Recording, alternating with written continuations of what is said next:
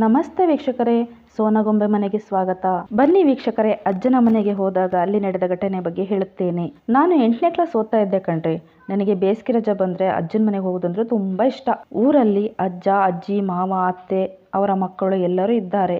ನನಗೆ ಅಜ್ಜ ಅಜ್ಜಿನ ಕಂಡ್ರೆ ತುಂಬ ಇಷ್ಟ. ಅದಕ್ಕೆ ವರ್ಷದಲ್ಲಿ 4-5 ಸಾರಿ ಊರಿಗೆ ಹೋಗ್ತಾ ಇದ್ದೆ. ಒಂದಿನ ನಮ್ಮ ಮಾವ ಕೆಲಸ ಮುಗಿಸ್ಕೊಂಡು ಮನೆಗೆ ಬರೋದು ಲೇಟ್ ಆಯ್ತು ಕಣ್ರಿ.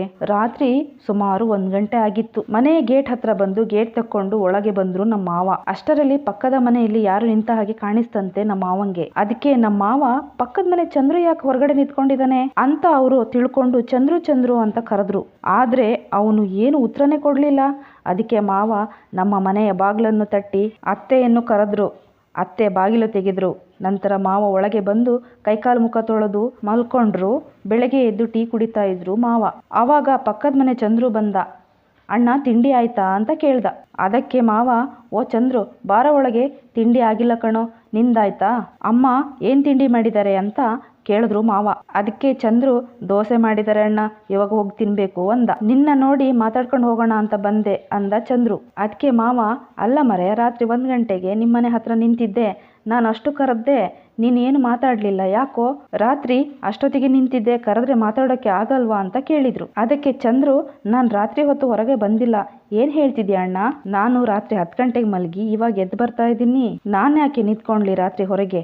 ನಿನಗೆಲ್ಲೋ ಭ್ರಮೆ ಆಗಿದೆ, ಚೆನ್ನಾಗಿ ನಿದ್ರೆ ಮಾಡು ಅಣ್ಣ ಎಂದು ನಗುತ್ತಾ ಹೇಳಿದ.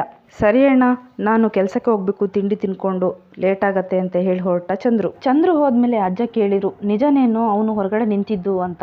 ಅದಕ್ಕೆ ಮಾವ, ನಾನು ನೋಡ್ದೆ ಅವನ್ನ, ಚಂದ್ರು ಅಂತ ಕರೆದೆ, ಅವನೇನು ಮಾತಾಡಿಲ್ಲ, ಅದಕ್ಕೆ ನಾ ಸುಮ್ಮನಾದೆ, ಒಳಗೆ ಬಂದು ಮಲ್ಕೊಂಡೆ ಅಂದ್ರು. ಅದಕ್ಕೆ ಅಜ್ಜ, ಓ ಹಾಗಾದ್ರೆ ಚಂದ್ರು ಅಲ್ಲ ಕಣ, ಅವನ ಅಣ್ಣನೇ ಇರಬೇಕು. ಅವನ ಅಣ್ಣ ಚಿಕ್ಕ ವಯಸ್ಸಿದ್ದಾಗ ಸತ್ತು ಹೋಗಿದ್ದ, ಅವನೇ ಈಗ ದೊಡ್ಡವನಾಗಿ ನಿನ್ನ ಕಣ್ಣಿಗೆ ಚಂದ್ರು ತರ ಕಂಡಿರ್ಬೇಕು. ತಡಿ, ಚಂದ್ರು ಅಪ್ಪ ಅಮ್ಮನ ಹತ್ರ ಒಂದ್ಸರಿ ಮಾತಾಡ್ತೀನಿ ಎಂದ್ರು ಅಜ್ಜ.